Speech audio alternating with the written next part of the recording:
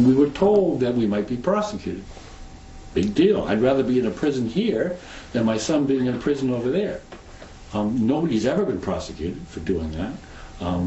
We were under a great deal of duress. And at that point, we really had no misgivings. If that was the only avenue open to us, we were going to take it. Wow, parents desperate to save their son's life, being told they were risking theirs. Just one of the many interesting exchanges between James Foley's parents and our very own Gov't Van Susteren, who joins us now. Greta, wow. Detail what was going on. You know, they're just an amazing couple. I mean, the most unthinkable thing happened to their son and to their family. And they have, in spite of it, they've created this fund, this legacy fund, to raise money to try to create awareness of how to deal with this problem as it arises later. And it will happen again. Let's face it, ISIS is not going away fast. But these parents, in their extreme grief, I mean, it's unbelievable. It's so painful. They showed me pictures of their sons. They've got a big family of 5 children, and going around the room, it's like you couldn't help but feel sort of the grief. But what the peculiar thing was is the inner strength of these two, because they actually, in all their grief, they want to make it better for others. So my hat goes off to this family. Greta, so they were separately trying to do anything and everything they could to get their son back.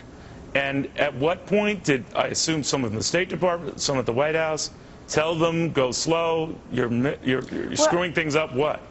Well, in some way, I mean, they were sympathetic to the problem that the U.S. government had, and that, like, you don't know what's the right thing to do when you're dealing with maniacs and evil maniacs. But the beef that I think they do have is that they weren't getting any information as to what was being done, so they're left in the dark. So they tried to freelance a little bit themselves, tried to raise little funds, thinking maybe they would do a ransom, knowing that, of course, that a ransom is against the law. They were told that, but the ransom was so outrageous. It was 100 million euro dollars. It's 132 million U.S. dollars, and so they tried to do things like that. They would actually.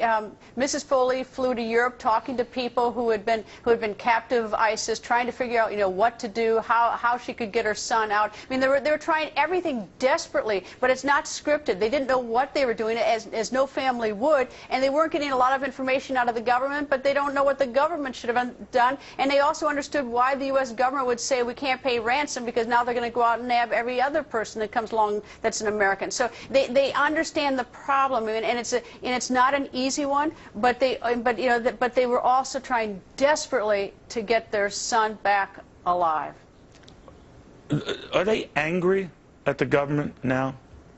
You know what? I would be, yeah. But I don't. But I didn't get that. I think people respond differently to grief, and I think they've reached down, deep down inside, and they think if they can save somebody else. I suspect that there are moments of anger. Different days they might feel different ways. But at least with me today, they were more, they're more determined to try to out of their tragedy, to try to find some way to give them purpose. Amazing, Greta. I look forward to seeing the interview. We're all to Gov't Van Susteren. Wow, on the record tonight. I have a feeling that's going to be, as usual, a great show. Just a couple hours from now. We'll have more to this.